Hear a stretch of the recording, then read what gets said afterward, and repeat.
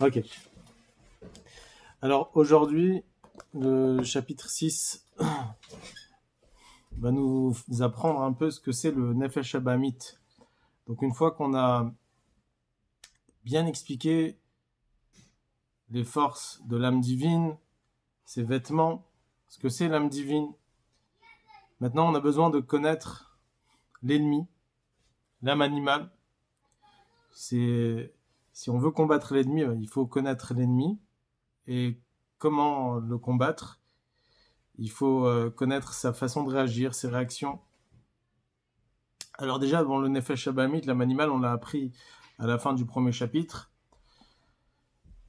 On a appris ce que c'est, ce qui est composé de quoi, les quatre bases qu'on avait parlé, l'eau, le vent, le feu, la poussière, qui est la paresse, la tristesse. Ça, c'est ce qui est relié avec l'âme animale, l'orgueil. Maintenant, on va apprendre aussi les forces de l'âme divine et les vêtements de l'âme divine. Bon, bien sûr, on n'a pas besoin de répéter encore une fois ce que c'est les facultés et les vêtements, puisque ça, on a expliqué déjà, tout cela, on a expliqué dans l'âme divine. Et dans l'opposé, il y a exactement la même chose. De la même façon qu'il y a toutes ces forces, ces facultés, les vêtements, pensées, paroles et actions, dans l'âme divine, il y a exactement la même chose dans l'âme animale. Donc en réalité, ce qu'on a déjà expliqué dans l'âme divine, on n'a pas besoin de le réexpliquer dans l'âme animale, mais on va d'abord expliquer les nuances, les différences qu'il pourrait avoir entre l'âme divine et l'âme animale. Alors, on va commencer, donc là je montre avec la souris, Perek Vav, Vine Zelo Madze. Vine Zelo Madze Asa Elokim, Ki Kmo Shenefesh Elokit Kelula, Meeser Sfirot Kedushot. Donc Dieu, il a mis l'un en face de l'autre. Ça veut dire la sainteté vis-à-vis de la klipa, l'impureté. De la même façon que l'âme divine est composée de 10 sphères saintes, kadosh, ou mitlabeshet bishlosha levushim kedoshim. Et elle s'habille dans les 3 vêtements saints, sur la pensée, la parole et l'action. Car anefesh de sitra achara miklipat noga.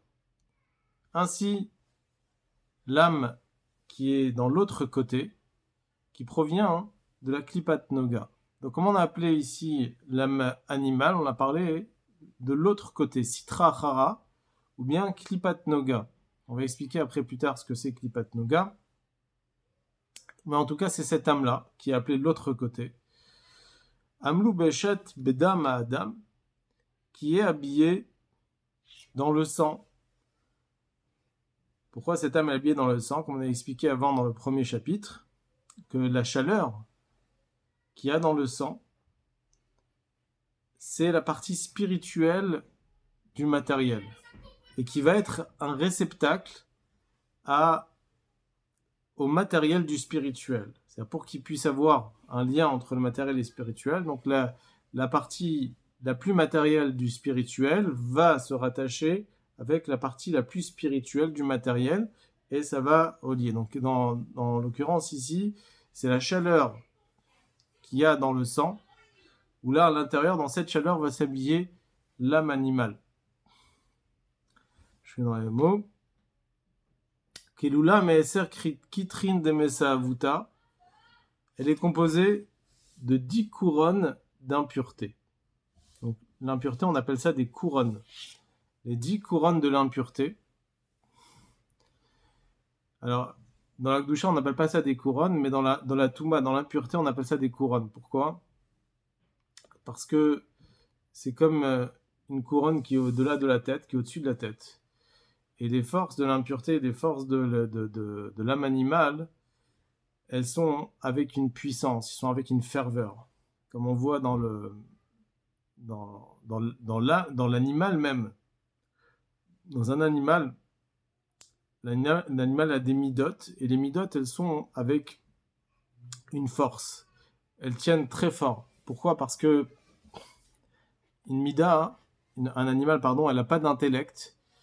Et l'intellect, il est là généralement pour refroidir les sentiments. C'est l'intellect, il guide le corps, il guide les sentiments, les émotions.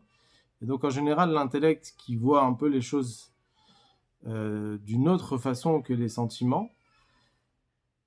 Alors, généralement, dans l'âme divine, c'est l'intellect qui guide les sentiments, qui guide les émotions, et qui va refroidir parfois certaines émotions.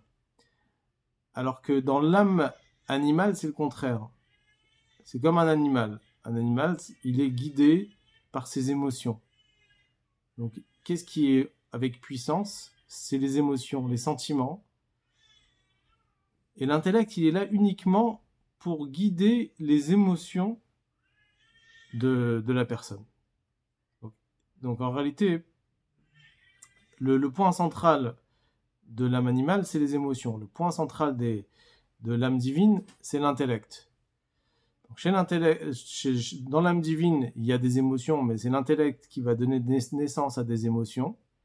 Et les émotions suivent l'intellect. Alors que dans l'âme animale, c'est le contraire. L'animal, ici, l'intellect est faible, les émotions prennent le dessus sur l'intellect. Et c'est pour cela que les midotes de l'intellect, les sentiments de l'intellect, sont avec une puissance. Il y a une raison plus profonde, selon la Kabbalah, pourquoi les midotes de l'âme animale s'appellent des couronnes. Parce que la source des midotes de l'âme animale proviennent d'une source qui est très très très élevée. On appelle ça le Olam HaTohu, le monde de Tohu. Donc aujourd'hui, on n'a pas beaucoup de temps d'expliquer ce que c'est le monde de Tohu. Alors on aura l'occasion plus tard dans le Tanya d'expliquer ce que c'est le monde de Tohu et le monde de Tikkun. Mais en tout cas, les midotes de l'âme animale proviennent d'un niveau qui est tellement élevé, qu'on appelle le monde de Tohu, que lorsqu'elle s'exprime sur Terre, elle s'exprime avec une puissance. C'est pour ça qu'on appelle ça des couronnes.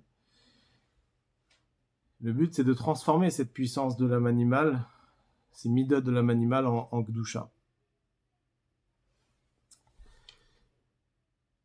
Alors, je continue dans les mots. Donc, de la même façon que dans l'âme divine se divise en les 10 forces de l'âme qui se divisent en deux, l'intellect et les sentiments. Pareil, dans l'âme animale, il y a aussi l'intellect et les sentiments, mais là, ça va commencer donc du bas vers le haut. Donc, on commence d'abord par les sentiments et ensuite l'intellect. Ça, il dit ici, chez N, Sheva Midot Ra'ot, Abaot,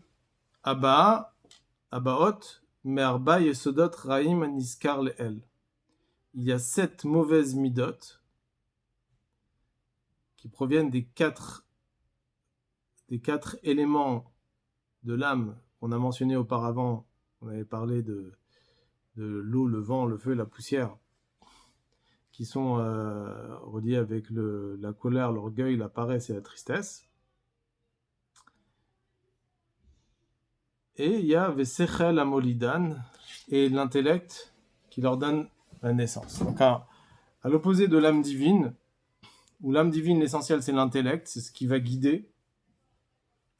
L'intellect, il va prendre le dessus sur les sentiments. Par exemple, lorsqu'elle va avoir la réflexion dans la grandeur de Dieu, alors elle va donner naissance à des sentiments, à des midotes. Alors que dans l'âme animale, la situation, c'est le contraire. Le point central, c'est les midotes, c'est les sentiments, c'est les émotions. Et l'intellect, il est là uniquement pour guider la route aux émotions et pour pouvoir expliquer et montrer le chemin aux émotions, comment appliquer les désirs et les plaisirs du cœur de l'âme animale. Qui a midot en lefi erech hasechel, car les émotions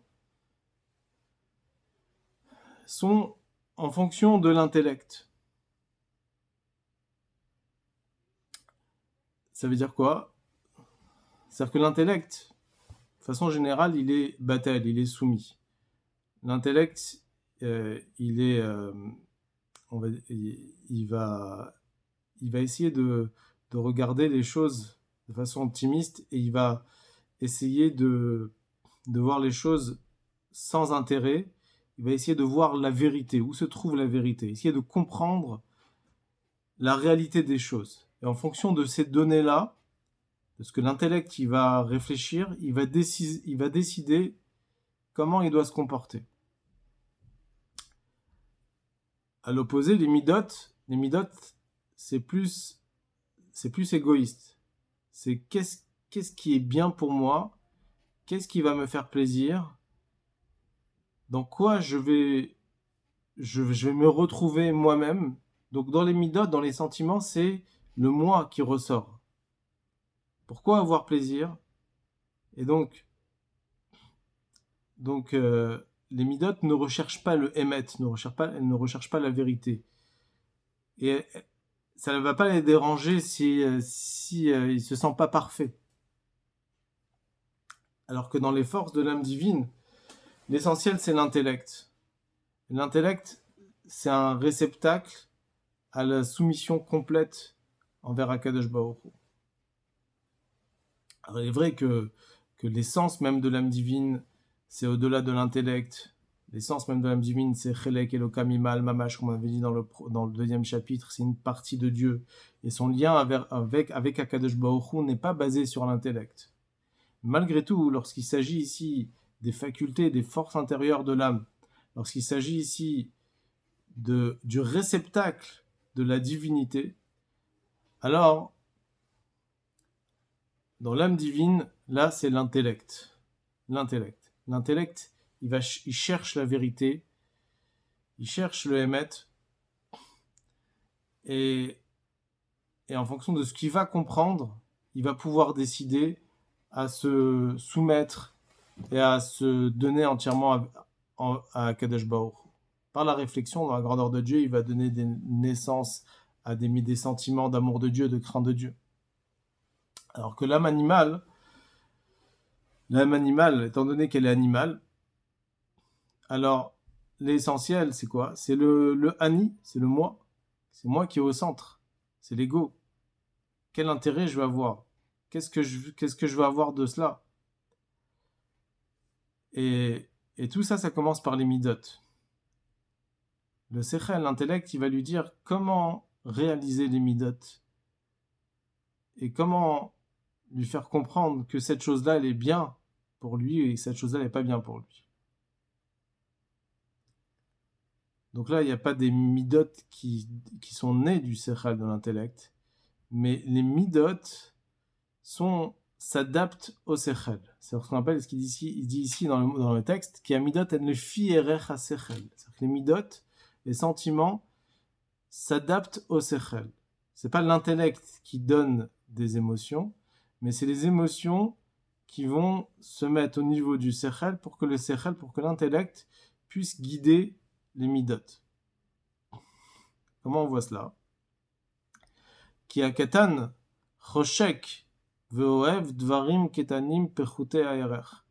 Car un enfant, il désire, il a envie de petites choses, qui ont peu de valeur.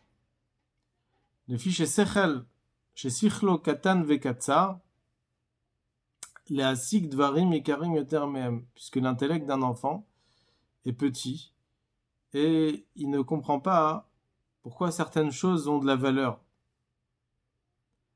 Il ne comprend pas la valeur de l'argent, la valeur du kavod ou autre chose. Donc il ne va pas courir derrière ça. Lui, il est intéressé à ces petits jeux, ces petits jeux qu'il a autour de lui. Et donc il est intéressé à des petites choses. V'chen mitkaes ou mitkatsef. Et par rapport au midot, il va se mettre en colère rapidement. Midvarim ktanim, avec des choses petites, des petites valeurs. V'chen bit parut. Et pareil, lorsque il aura besoin de se vanter, ou char midot, et ainsi pour les autres midot. Donc, c'est pour ça qu'on dit que les midot, elles sont en fonction du sechel. Et plus l'intellect est petit, plus les midot, elles sont fortes. Et chez un enfant, c'est pour ça que les midot prennent le dessus sur l'intellect. Continue. Veser prinot elu atmeot. Et c'est 10 niveaux d'impureté de l'âme animale. Keshe Adam mechashev baem o medaber o. C'est lorsqu'une personne y pense, ou il parle, ou bien il fait. Donc il emploie les 3 choses, la pensée, parole et action. Donc c'est les 3 vêtements de l'âme. Are marchavto shebemocho vediburo shebopiv vekoach hamaase shebeyadav ushar evarav nikraim levushe mesavo. Donc la pensée qui est dans son cerveau, la parole qui est dans sa bouche, et la force de l'action qui est dans ses mains et dans tout le reste de ses membres vont s'appeler des vêtements impurs. Les Esser Prinot Elu Atmeot, à ces 10 niveaux d'impureté, chez Mitlapshot Ben Bishat Maase Odibur ou Marshava, qui vont s'habiller au moment de l'action, de la parole ou de la pensée. De la même façon qu'on a expliqué auparavant dans le 4e chapitre, comment vont s'habiller les forces, les facultés de l'âme divine à l'intérieur des 3 vêtements qui sont pensée, parole et action, et que grâce à ces 3 vêtements-là, la Neshama, elle peut s'attacher à Torah et Mitzvot, et automatiquement, elle peut s'attacher à Dieu. Alors pareil, dans l'autre sens, dans l'impureté, dans la Klippa, il y a les forces de l'âme animale, les facultés de l'âme animale, vont s'habiller dans les 3 vêtements pensée, parole et action, et par cela, elles vont pouvoir s'attacher dans les sujets de la Klippa, de l'impureté. Et donc, bien sûr, on n'a pas besoin de détailler toutes les choses, puisqu'on a déjà expliqué les vêtements et les facultés de l'âme divine, donc c'est pareil dans l'âme animale. Donc là, on a expliqué en quoi il y a une différence entre l'âme divine et l'âme animale. C'est que dans l'âme divine, l'essentiel, c'est l'intellect. Dans l'âme animale, c'est le contraire, l'essentiel, c'est les sentiments et les émotions qui prennent le dessus sur l'intellect. Et par les vêtements de la pensée, la parole et l'action, l'âme animale va s'attacher à l'esprit de l'impureté, qui est la Klippa.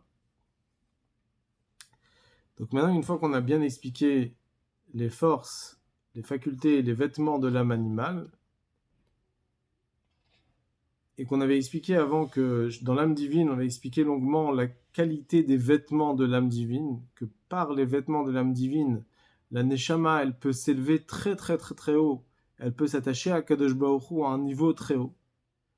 L'Admor Hazaken, il va expliquer que c'est exactement pareil dans le sens contraire, que quand on utilise les vêtements, c'est-à-dire la pensée, la parole et l'action, pour l'âme animale, alors à ce moment-là, la personne, elle peut descendre très très très très très bas, Chas v'Shalom, et se séparer complètement d'Akadosh Baruch Hu, et aller encore beaucoup plus loin que l'âme animale, et aller descendre très très très bas.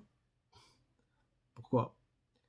Parce que l'âme animale et les forces de l'âme animale, on appelle ça la Klippat Noga.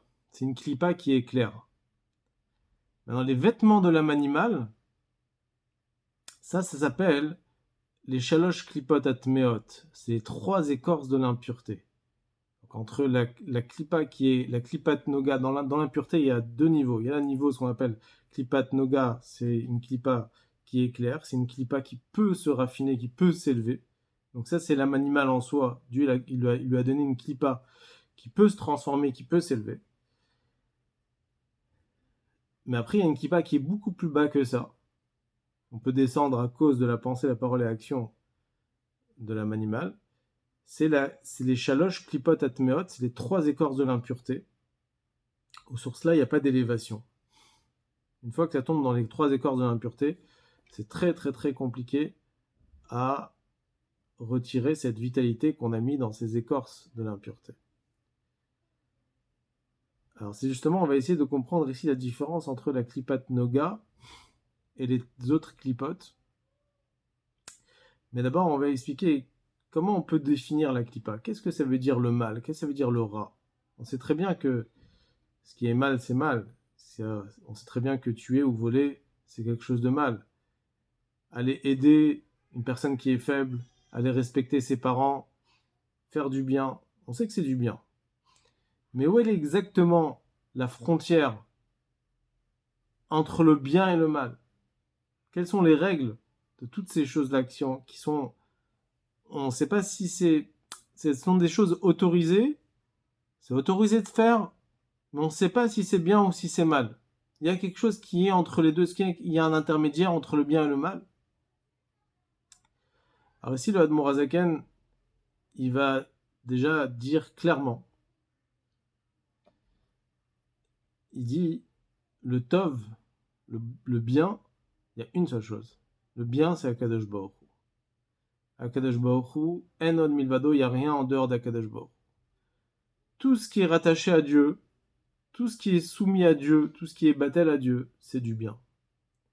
Tout ce qui n'est pas soumis à Dieu pourrait donner l'impression qu'il est la chose la plus élevée. Malgré tout, c'est du mal. Donc le Admor HaZaken, il va définir ça de façon tout à fait claire que il y a une seule bonté, c'est Hachem. Si on est soumis à la bonté de Dieu, c'est le Tov. Tout ce qui n'est pas soumis à la bonté d'Hachem, c'est du rat, c'est mauvais.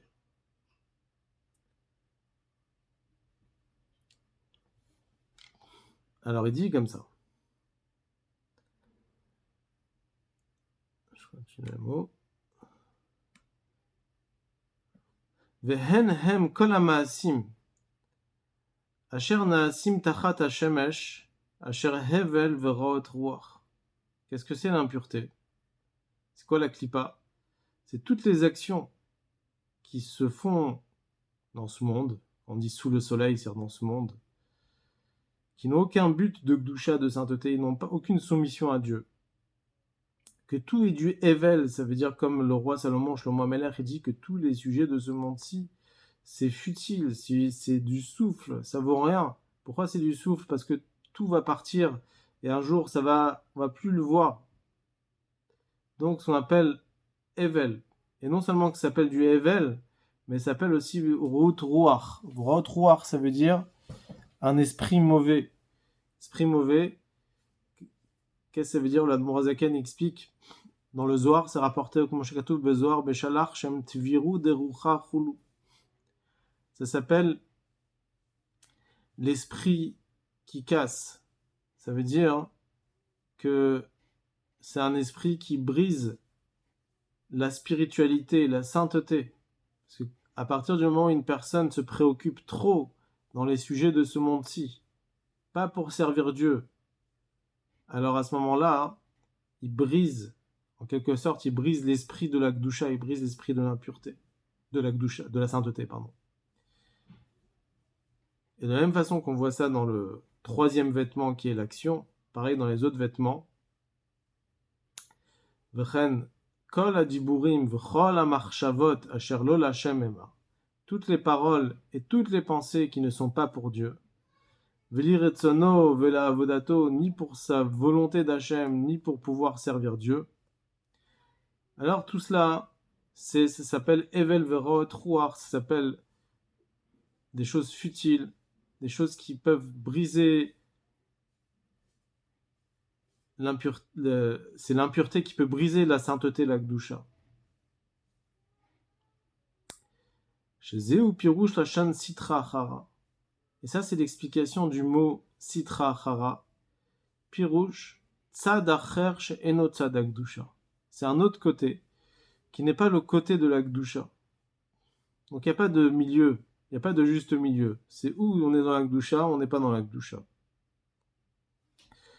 Tout ce qui n'est pas Gdusha, ça s'appelle Sitra Achara. C'est l'autre côté. V'tzad Gdusha, Eno Ela Ashra'a Ve'amshacha Migdushato Shel HaKadosh Baruch Hu. Le côté de la Gdusha n'est que une révélation, une descente de la sainteté de Dieu. Il y a un seul Emet dans la Gdusha, il y a une seule vérité, c'est Akadosh Baruch Hu. Et il n'y a rien en dehors de Dieu. Ve'en Akadosh Baruch Hu shoreh ela al davar shebatel etzlo itbarach. Et Dieu ne peut résider, la Gdusha ne peut résider uniquement sur quelque chose qui est soumis à Dieu, puisqu'il n'y a rien en dehors de Dieu. Donc à ce moment-là, on doit ressentir que toute notre existence n'est pas en porte-à-faux, en contradiction avec l'unité complète d'Akadosh Baruch Hu. On ne peut pas considérer qu'il y a quelque chose qui est supplémentaire à Dieu, Chas v'Shalom. Et donc tout doit être soumis entièrement à Akadosh Baruch Hu. Et à ce moment-là, quand on est soumis à Dieu, alors c'est là où Dieu il va résider dans nous. Ben bepoel mamash ke malachim elyonim. Que ce soit concrètement comme les malachim du ciel, les anges du ciel, qui sont complètement soumis à Dieu et qui ressentent que la vraie existence, c'est l'existence de Dieu. Et donc c'est pour ça qu'ils se tiennent constamment dans une situation où ils ont la crainte de Dieu et ils bénissent et toute la journée ils font des louanges à Dieu, etc. Donc combien on est comme les malachim, ou bien ben bekoach. Des fois c'est potentiel. On n'a pas tout le temps ce sentiment-là. Mais on est dans un endroit ou dans un niveau où il n'y a pas, comme on est dans ce monde, on ressent pas réellement, de façon visible, on ressent pas la soumission à Dieu. Mais à l'intérieur de nous, on est soumis à Kadosh Baruch Hu. Que Chol Ish Israël lemata, comme toute personne juive en bas, Shebekocho liot batel mamash, il a la force d'être complètement soumis à Akadosh Baruch Hu, les gabé à Akadosh Baruch Hu, imsirut nafsho la gdushat Hashem, en donnant son âme pour la sainteté de Dieu, les gdushat Hashem. Et là, à ce moment-là, même une personne qui a ce potentiel de pouvoir se soumettre, être batel à Akadosh Baruch Hu, même en lui, il y a la Shrina qui réside en lui, il y a la gdusha qui réside en lui. À moins qu'il va faire quelque chose qui est vraiment à l'encontre de Dieu, qui va me prouver, il va montrer à Hachem qu'il se sépare complètement d'Akadosh Baruch Hu. ולכן, אמרו רז"ל, שאפילו אחד שיושב ועוסק בתורה, שכינה שכויה כולי. C'est pour ça que les Chachamim, ils ont dit que même s'il y a une personne qui est assise en train d'étudier la Torah, alors à ce moment-là, la Shrina, elle réside, parce que la Torah, c'est la Chochma de Dieu, c'est la volonté d'Akadosh Baruch Hu, comme on a dit avant. Et donc, il révèle en lui, il révèle la soumission complète à Akadosh Baruch Hu, qu'il est complètement uni à Hachem, avec sa neshama. V'chol be'asara shchinta sharia leolam. Et il rajoute l'Admor HaZaken, il dit, tout endroit où il y a 10 juifs ensemble, même s'ils ne parlent pas de Divrei Torah, il y a la présence de la Shrina constamment. Même s'ils font des choses qui sont à l'opposé de la Gdusha, à partir du moment où il y a 10 juifs qui sont rassemblés, le fait même qu'il y ait une assemblée de 10 juifs, ça entraîne la révélation de Dieu à l'intérieur de ces 10 juifs. C'est quoi la notion de Tzibour? Tzibour qui veut dire, dans le judaïsme, qui veut dire une communauté. Tzibour, c'est pas seulement un rassemblement de 10 personnes. À partir du moment où il y a 10 personnes qui se rassemblent, alors on a créé ici une nouvelle Metsiout, une nouvelle existence de Tzibour. Tzibour, d'ailleurs, c'est les mêmes mots que Tzadikim, Benonim et Rechaim. Il y a une assemblée, elle peut être composée même avec des Rechaim. À partir du moment où il y a un Tzibour, il y a la Gdusha, il y a la sainteté.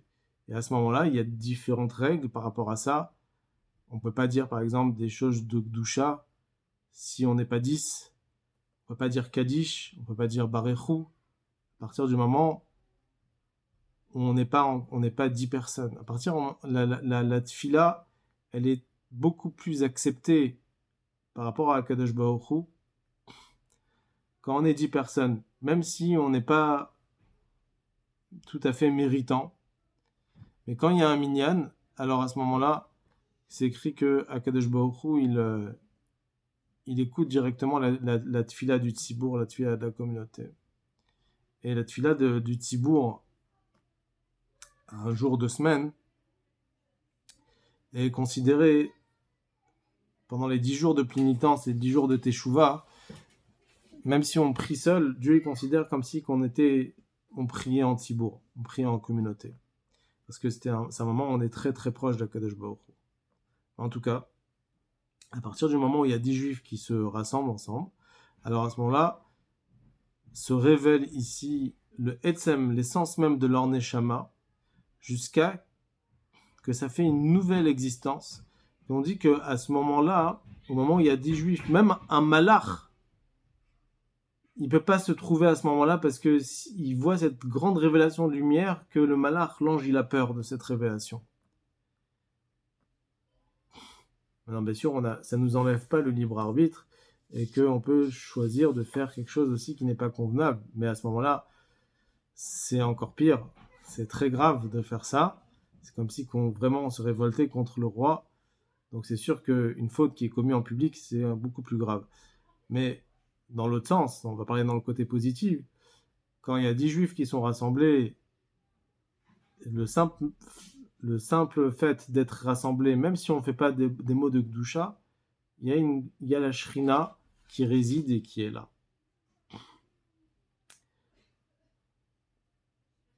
Maintenant, je continue dans les mots.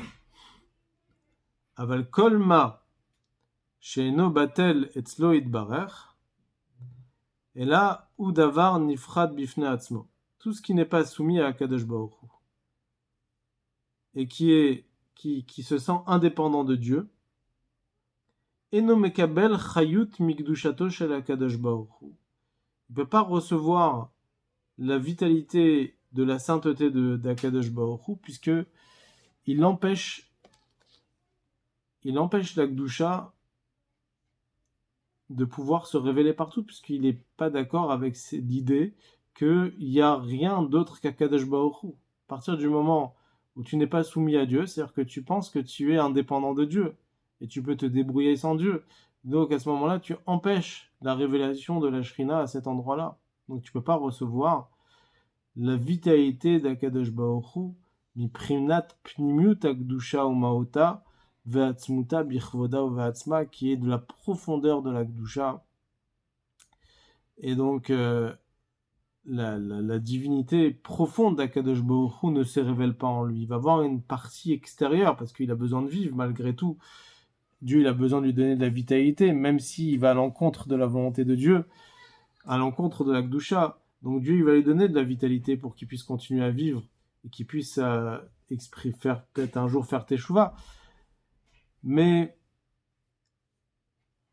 au moment où il est là, il ne reçoit pas sa vitalité de la pnimut, de la profondeur d'Akadosh Baruch Hu. Et là, mi prinat achoraim. Juste avant d'expliquer prinat achoraim, je vois s'il y a des questions. On va laisser le temps pour poser un petit peu de questions. Et moi.